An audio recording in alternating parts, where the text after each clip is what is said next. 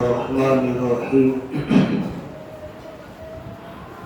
الحمد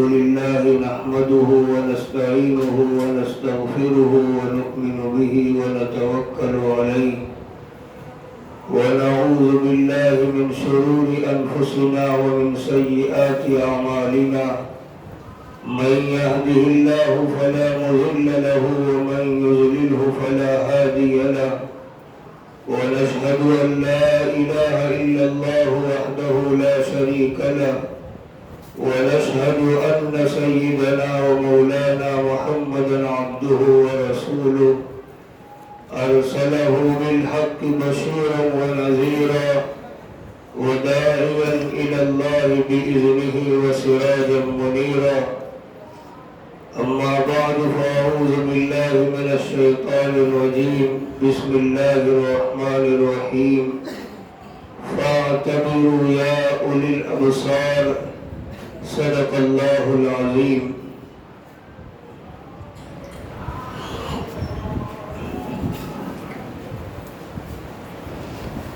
میرے محترم بزرگوں، گزشتہ جمعہ یہ بات چل رہی تھی کہ ہمارا اصلی گھر اور اصلی منزل آخرت ہے اور دنیا کی مصروفیات اس کی رکاوٹ ہے۔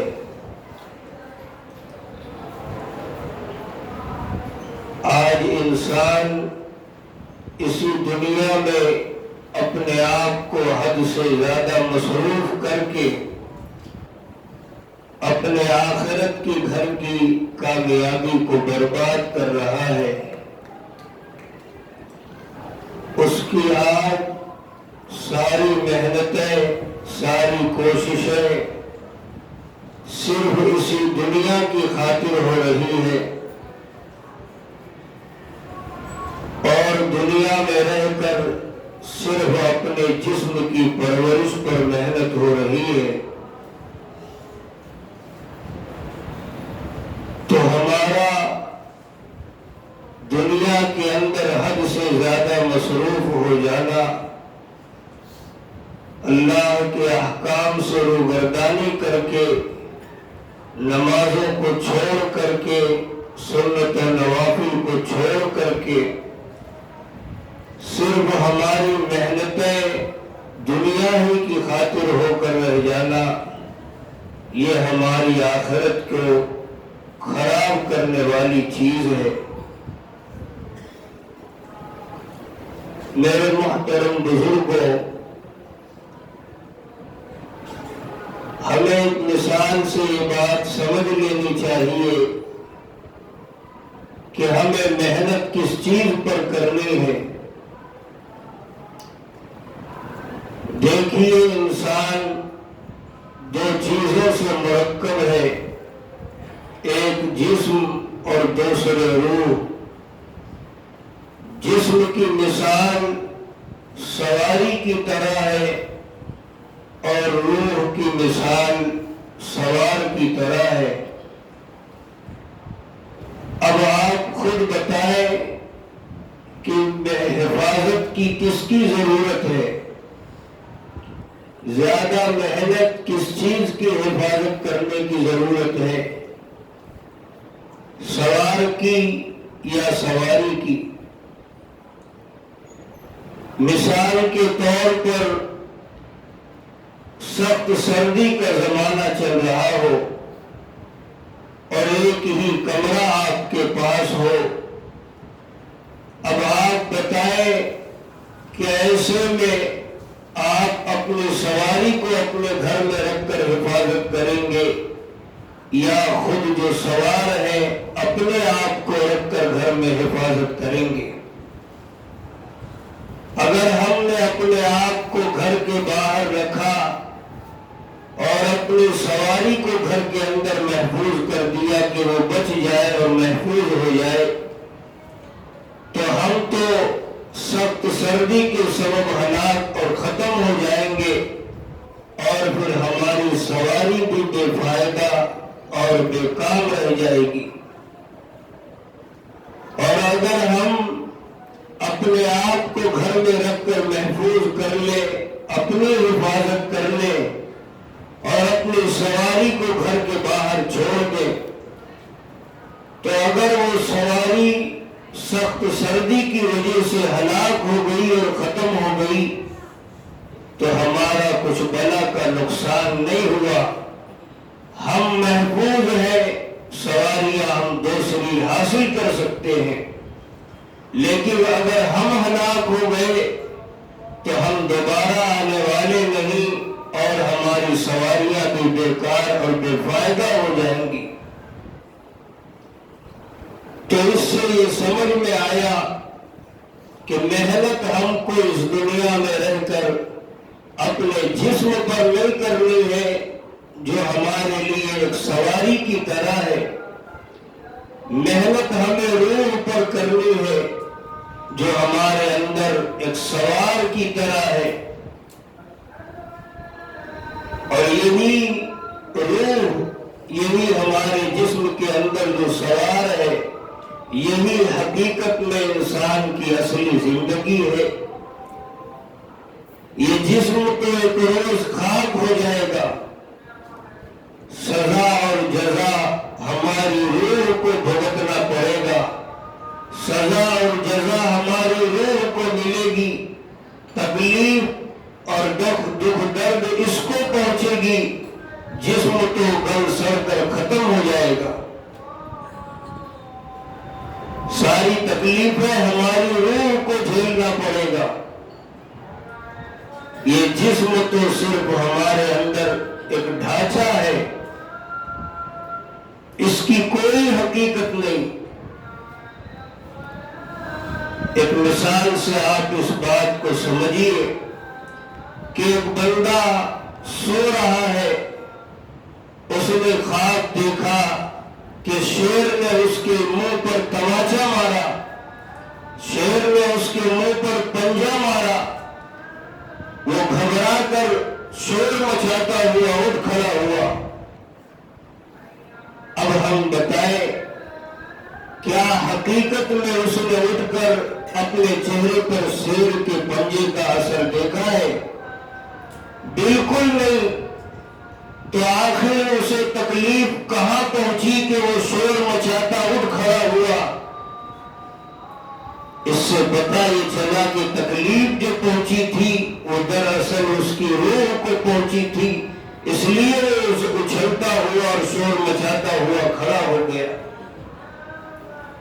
تو دراصل جسم اور روح کے اندر، ہمارے اندر روح ہی اصلی چیز ہے، جسم تو ایک بے فائدہ چیز ہے۔ حدیث پاک میں آتا ہے کل قیامت میں انسان کے خلاف اس کے اعضاء اور جوارح گواہی دیں گے۔ اگر یہی اصل ہوتے اور یہی ہمارے وفادار ہوتے تو یہ ہمارے خلاف شہادت اور گواہی ہرگز نہیں دیتے۔ اس لیے ضرورت اس بات کی ہے کہ ہم روح پر محنت کریں۔ اب یہاں ایک بات ہم سمجھیں کہ کسی بھی کام کو کرنے کے لیے دو چیزوں کی ضرورت پڑتی ہے، ایک تو ہمارے اندر طاقت ہو، دوسرے اس کام کی اہمیت ہو جس کام کو کرنا ہے۔ اگر ہمارے اندر اس کام کی اہمیت تو ہے لیکن طاقت نہیں ہے تو بھی ہم اس کام کو انجام نہیں دے سکتے، اور اگر ہمارے اندر طاقت ہے لیکن اس کام کی اہمیت اور عظمت نہیں ہے تو بھی ہم اس کام کو انجام نہیں دے سکتے۔ کسی بھی کام کو کرنے کے لیے، چاہے وہ دین کا ہو چاہے وہ دنیا کا ہو، کام کی اہمیت بھی ہونی چاہیے، انسان کے اندر طاقت بھی ہونی چاہیے۔ ابھی یہ کہا کہ انسان دو چیزوں سے مرکب ہے، جسم اور دوسرے روح۔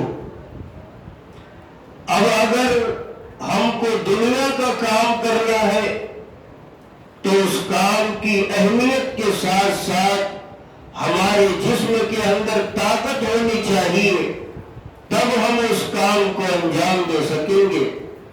اور اگر ہمیں دین کا کام کرنا ہے تو ہمیں جسمانی طاقت کی ضرورت نہیں ہوگی، ہماری روح کے اندر طاقت ہونی چاہیے اور پھر دین کی عظمت ہمارے اندر ہونی چاہیے، تب ہم اس دین کے کام کو انجام دے سکتے ہیں۔ اگر ہماری روح طاقتور نہیں ہے تو ہم لاکھ چاہنے کے بعد بھی لاکھ اس کام کی اہمیت اور ہمت ہمارے اندر ہوگی، ہم دین کا کام ہرگز نہیں کر سکتے۔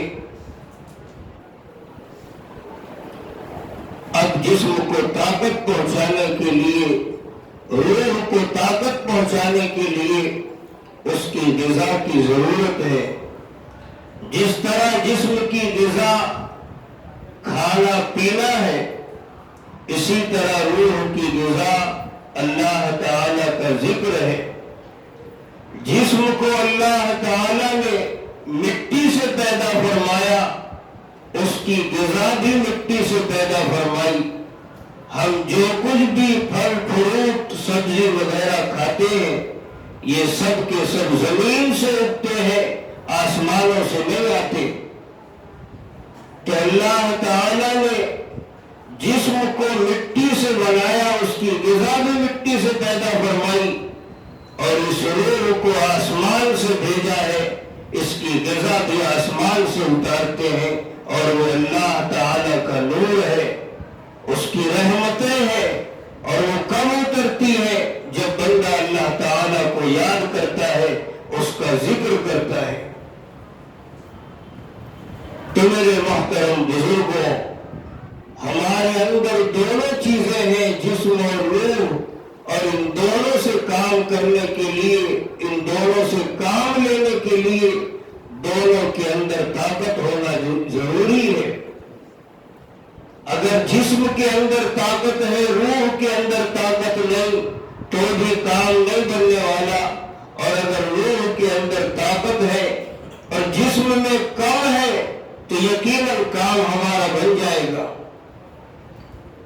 تو ہمیں اس بات کو سمجھنا چاہیے۔ آج ہوتا کیا ہے؟ آج انسان حد سے زیادہ دنیا کے اندر جو مصروف ہے، وہ صرف اور صرف اپنے جسم کو غذا پہنچانے کے لیے، اپنے جسم کی پرورش کے لیے، اپنے جسم کو طاقتور بنانے کے لیے آج دنیا میں مصروف ہے۔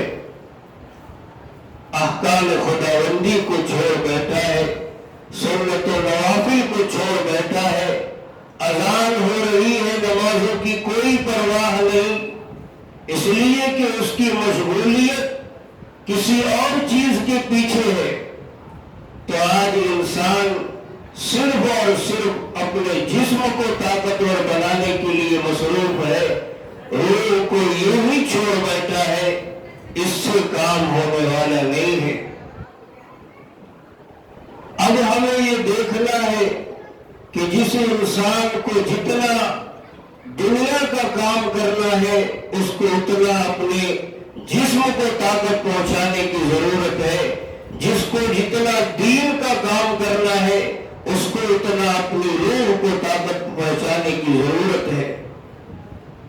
آج ہمارے اندر ہماری روح میں طاقت نہیں ہے، اس لیے ہم چاہتے ہیں کہ نماز پڑھیں لیکن ہم سے پڑھی نہیں جاتی، ہم چاہتے ہیں کہ تہجد پڑھیں لیکن ہم سے پڑھی نہیں جاتی، ہم چاہتے ہیں کہ دین کا کام کریں لیکن ہم سے نہیں ہوتا، ہم چاہتے ہیں کہ ہر بھلے کاموں میں حصہ لیں، ہم چاہتے ہیں کہ اللہ کی راہ میں خرچ کریں، پیسہ بھی جیب میں ہوتا ہے لیکن ہمت نہیں ہوتی۔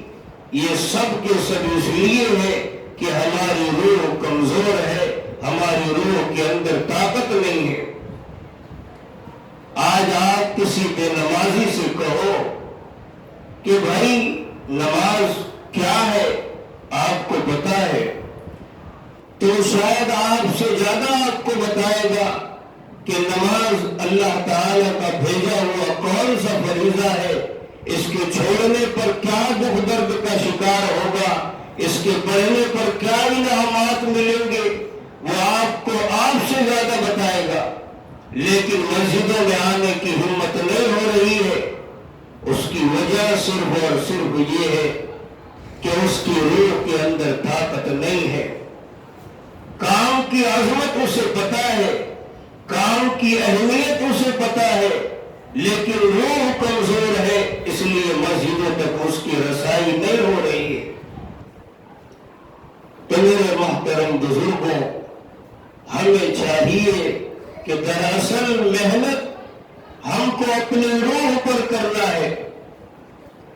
یہ جسم تو 50-60 سال کے بعد ختم ہو جائے گا، روح اللہ تعالیٰ کی جانب سے آئی ہے، آسمان سے اتر کر آئی ہے، اسے دوبارہ وہاں جانا ہے۔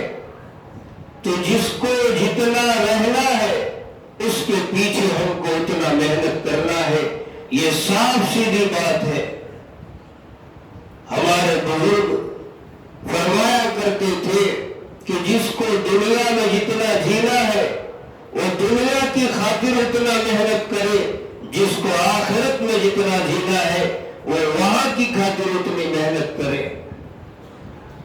تو میرے محترم بزرگوں، آج انسان حد سے زیادہ دنیا کے اندر مصروف ہو کر اپنے جسم کی پرورش کے پیچھے محنت کر رہا ہے، اور واقعی اتنی محنتیں کر رہا ہے کہ آج اگر اسے 250 کلو اٹھانے کو کہا جائے تو وہ آسانی سے اٹھا سکتا ہے، لیکن 2 رکعت نفل نماز پڑھنے کو کہہ دو تو اس سے ہوتا نہیں ہے۔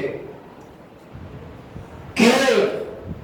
آخر وہ اتنا طاقتور ہے، یہ 2 رکعت نفل نماز اس کے لیے کچھ نہیں ہے، لیکن بات یہ ہے کہ یہ 2 رکعت ادا کرنے کے لیے جس طاقت کی ضرورت ہے وہ طاقت اس کے پاس نہیں ہے۔ تو ہمیں سب سے زیادہ اگر محنت کرنی ہے تو ہمیں اپنے جسم پر نہیں، اپنی روح پر محنت کرنی ہے۔ یہ جسم آ کر اپنے غذا نہیں پایا یا کم پایا تو کمزور ہوگا، اور اگر نہیں پایا تو ختم ہو جائے گا، لیکن اگر یہ روح کمزور ہوئی اور اسے اس کی غذا نہیں پہنچائی گئی تو یہ انسان کے ایمان کو بھی لے کر مرے گا، انسان کے اسلام کو لے کر اور تباہ کر کے مرے گا۔ آج یہ روح ہی کمزور ہے، اس لیے آج ہر انسان کو آپ دیکھیں ایسے ایسے کام کر رہا ہے، ایسے ایسے گناہ انجام دے رہا ہے، لیکن کوئی پرواہ نہیں کہ یہ گناہ کا کام ہے یا ثواب کا کام ہے۔ ایک معاملہ کر رہا ہے لیکن کچھ پرواہ نہیں کہ یہ حلال ہے یا حرام ہے۔ ایک کام کر رہا ہے، کچھ پرواہ نہیں کہ یہ کام برا ہے یا اچھا ہے۔ یہ سب کے سب نتیجے ہیں اس بات کے کہ اس انسان کی روح کمزور ہو چکی ہے۔ تو ہمیں جتنا اپنے آپ کو سنوارنا ہے، جتنا اپنے آپ پر محنت کرنی ہے، وہ روح پر محنت کرنے کی ضرورت ہے، روح کو غذا پہنچانے کی ضرورت ہے، اور اس کی غذا اللہ تعالیٰ کا ذکر ہے، اس کی یاد ہے، اس کے احکام کی اطاعت ہے، اس کے نبی کی سنتوں کی پیروی ہے۔ یہ انسان کی روح کی غذا ہے۔ لیکن انسان آج نہ جانے کس قدر غفلت کا شکار ہے کہ اسے کچھ پتہ نہیں، اذان ہو رہی ہے، مسجد کے بازو میں گھر دکان مکان ہے، لیکن آنے کی کبھی توفیق نہیں، اس لیے کہ اس کام کی اس کے دل میں اہمیت نہیں ہے۔ میرے محترم بزرگوں، یہ ایک بار اللہ تعالیٰ کا ذکر کر لینا، ایک بار کا نام لینا، ایک بار سبحان اللہ کہنا، ایک بار لا الہ الا اللہ کہنا، اس کی قدر و قیمت کیا ہے، ان اعمال کی اہمیت کیا ہے، یہ کتنے وزندار ہے، یہ ہمیں ابھی جیتے جی نہیں معلوم ہوگا۔ مرنے کے بعد قبر میں پہنچتے ہی ان اعمال کی حقیقت ہمارے سامنے کھل کر آ جائے گی، تب انسان اس وقت افسوس کرے گا اور کہے گا کہ اے کاش ایک بار لا الہ الا اللہ کہنے کا موقع مل جاتا، اس وقت پتہ چلے گا کہ ایک بار سبحان اللہ کہنے کی قیمت کیا تھی۔ لیکن اس وقت کا افسوس انسان کے کسی کام نہیں آئے گا، انسان کے اندر کوئی جذبہ پیدا کرنے کے کام نہیں آئے گا۔ اسی بات پر ہم کو غور کرنا ہے۔ اگر آج ہم نے اپنی ساری زندگی صرف دنیا کے پیچھے لٹا کر رکھ دی ہے تو ہم کو غور کرنا چاہیے کہ اسی دنیا کے پیچھے محنتیں کر کر کے ہمارے آباء و اجداد قبروں میں چلے گئے، آخر انہوں نے کیا بنایا؟ اور کیا آج ہم محنتیں کر کر کے اپنی ضروریات کو پورا کر کے ختم کر سکتے ہیں؟ ہم سوچیں، جب ہم پیدا ہوئے تھے ہماری تو کچھ مختصر سی ضروریات تھی۔ جب ہمارے اندر طاقت نہیں تھی اپنی ضروریات کے پورا کرنے کی، ماں باپ پورا کر رہے تھے۔ جب ہم کچھ ہوشیار ہوئے، ہماری ضرورتیں بڑھی، بڑھتے بڑھتے جوانی کا زمانہ آیا، بڑھاپا آیا، لیکن ہم یہ بتائیں کیا ہم اس دنیا کے پیچھے محنتیں کر کر کے اپنی اس بڑھتی ہوئی ضروریات کو پورا کر کے ختم کر چکے؟ کوئی انسان نہیں ہے ایسا جو یہ کہے کہ ہم اپنی ضرورتوں کو پورا کر کے ختم کر سکے۔ اور آج جسے پوچھو کہ بھائی کب اللہ کی راہ میں جڑ رہے ہو، کب نمازوں کی پابندیاں کر رہے ہو، تو اس کا سیدھا سا جواب یہ ہوتا ہے کہ بس اپنی تجارت اور کاروبار کو ذرا ہم اس کا ایک نظام بنا لے، اس کا ایک سسٹم بیٹھ جائے، ہم انشاءاللہ پھر مسجدوں میں آئیں گے۔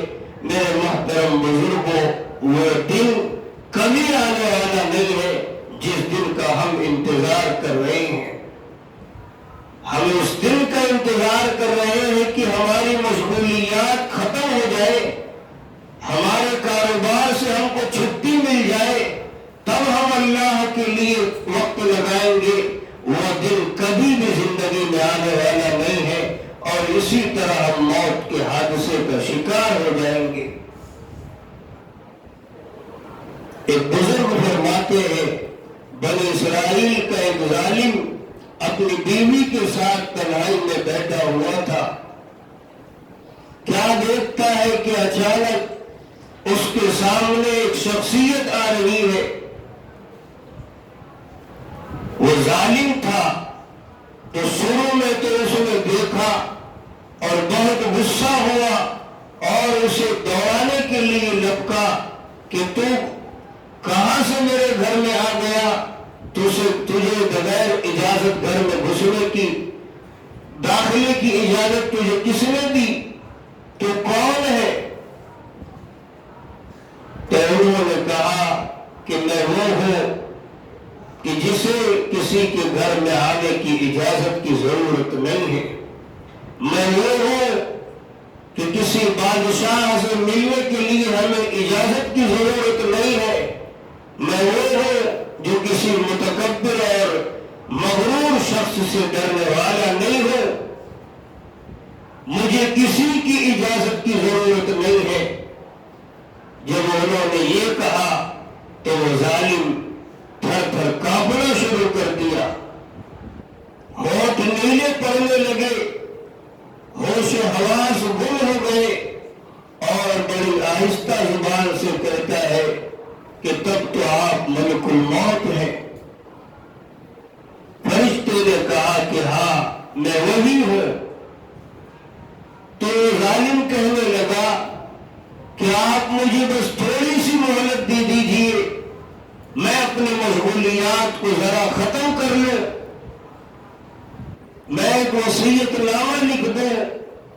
فرشتوں نے کہا افسوس، اب تیرا وقت ختم ہو چکا، ہم آنے کے بعد لوگوں کی مشغولیات کے ختم ہونے کا انتظار نہیں کرتے۔ تو وہ کہنے لگا کہ اے فرشتے، آپ ہمیں کہاں لے کر جاؤ گے؟ فرشتے نے کہا جو تو نے اعمال آگے بھیجے ہیں، جیسے تیرے اعمال ہوں گے وہی جگہ ہم تجھے لے جائیں گے۔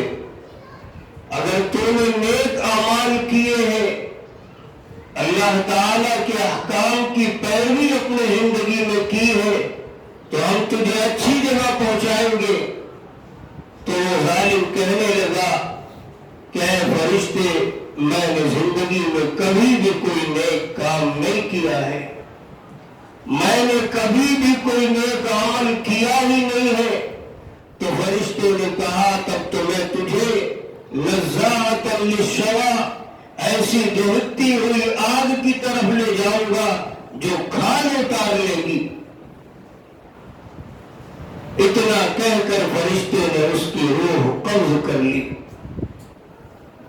ہم کو یہ دیکھنا ہے کہ آج ہم ہر وقت جو یہ بہانے بناتے ہیں کہ اپنے مشغولیات کو ختم کر لیں، اپنے کاروبار کے نظام کو بیٹھا لیں، تب ہم مسجدوں میں آئیں گے۔ میرے محترم بزرگوں، وہ دن آنے والا نہیں ہے۔ اس لیے ہمیں اللہ نے جو وقت دیا ہے اس کی قدر کر لے، ورنہ اگر ہم نے وقت کی قدر نہیں کی تو یہ وقت ہمارے لیے رکنے والا نہیں ہے، یہ ہم کو چھوڑ کر چل دے گا۔ اس لیے یہاں رہ کر اپنے اوقات کی قدر ہمیں ایسے کرنا ہے جیسے چور کیا کرتا ہے۔ جب چور کسی مکان میں گھستا ہے چوری کرنے کے لیے تو وہ وہاں بیٹھ کر بڑے بڑے منصوبے اور پلاننگ نہیں تیار کرتا، وہ سارے پلان اور منصوبے اپنے پہلے ہی تیار کر لیا کرتا ہے اور اس کے بعد گھر میں گھستا ہے اور جھٹ پر چوریاں کر کے باہر آتا ہے۔ وہ اپنے اوقات کو وہاں بیٹھ کر ضائع نہیں کرتا، وہ اپنے اوقات کو وہاں بے فائدہ کاموں میں مصروف نہیں کرتا۔ ہمیں دنیا میں اپنے اوقات کو اس چور کے اوقات کی طرح استعمال کرنا ہے، جس طرح اس کے دل میں اپنے اوقات کی اہمیت ہے، ہمیں بھی اپنے دل میں اپنے اوقات کی اہمیت ایسے ہی پیدا کرنا ہے۔ اللہ تعالیٰ نے جو موقع دیا ہے اسے ہم غنیمت جانیں اور اس سے فائدہ اٹھانے کی کوشش کریں۔ اللہ تعالیٰ سے دعا کریں اللہ ہمیں کہنے سننے سے زیادہ عمل کی توفیق عطا فرمائے۔